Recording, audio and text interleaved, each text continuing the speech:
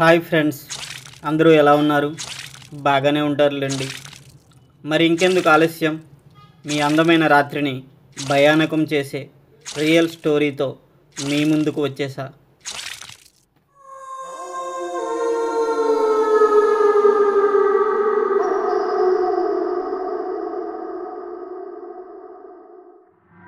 రవి హైదరాబాద్లో ఉద్యోగం చేస్తున్న ఒక యువకుడు. అతనికి కొత్తగా వచ్చిన ప్రాజెక్ట్ కోసం నెల రోజుల పాటు ఒక చిన్న పట్టణానికి వెళ్ళాల్సి వచ్చింది. అక్కడ అతనికి కావాల్సిన ధరలో రూమ్స్ లేవని ఆలోచనలో పడతాడు. ఇంతలో ఒక స్థానికుడు పట్టణానికి చివర ఉన్న బంగ్లా గురించి చెబుతాడు. సరే అని రవి బంగ్లాకు బయలుదేరతాడు. ఆ బంగ్లా పాతదైనా లోపల చాలా విస్తృతంగా ఉండేది. బంగ్లాకి ముందు ఒక పెద్ద తోట, వెనుక ఒక పాత బావి ఉన్నాయి. రవి అక్కడికి వెళ్ళినప్పుడు అతనికి అక్కడ ఎవరూ లేరని అనిపించింది.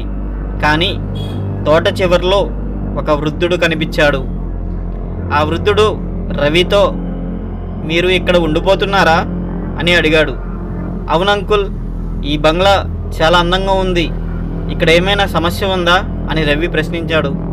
వృద్ధుడు కేవలం నవ్వి, రాత్రి గడియారం 12 అయ్యే వరకు లోపలే ఉండు, బయటికి రావద్దు అని చెప్పాడు. ఆ మాట విని రవికి కొంచెం ఆందోళన కలిగింది.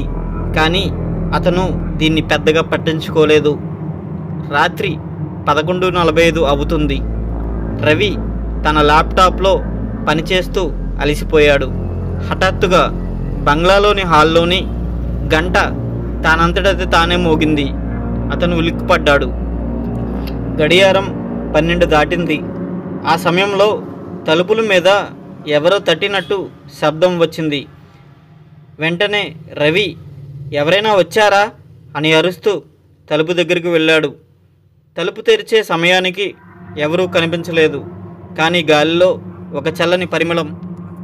రవికి భయం వేసింది. హఠాత్తుగా వెనుక అద్దంలో ఒక ఆకారం కనిపించింది. ఒక వృద్ధ వ్యక్తి ప్రతిబింబం అది. అతను చూసేలోపు అది కనుమరుగైంది. రవి వెంటనే పరిగెత్తి బయటికి వెళ్ళాడు. అతనికి అక్కడ మళ్ళీ ఆ వృద్ధ వాచ్మ్యాన్ కనిపించాడు.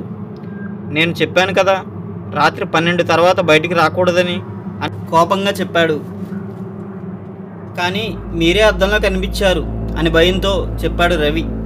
వృద్ధుడు నవ్వి, నిజమే, ఆ వృద్ధుడు నేనే, కానీ నేను 20 ఏళ్ల క్రితమే చనిపోయాను అని చెప్పాడు. ఆ మాట విన్న రవి ఇక అక్కడ నిలబడలేక వెంటనే ఆ బంగ్లా వదిలి పారిపోయాడు. ఇంకా ఆ బంగ్లాలో ఎవరుంటున్నారో ఎవరికీ తెలియదు. మీరు ఆ బంగ్లాకి వెళ్ళే సాహసం చేస్తారా మరి?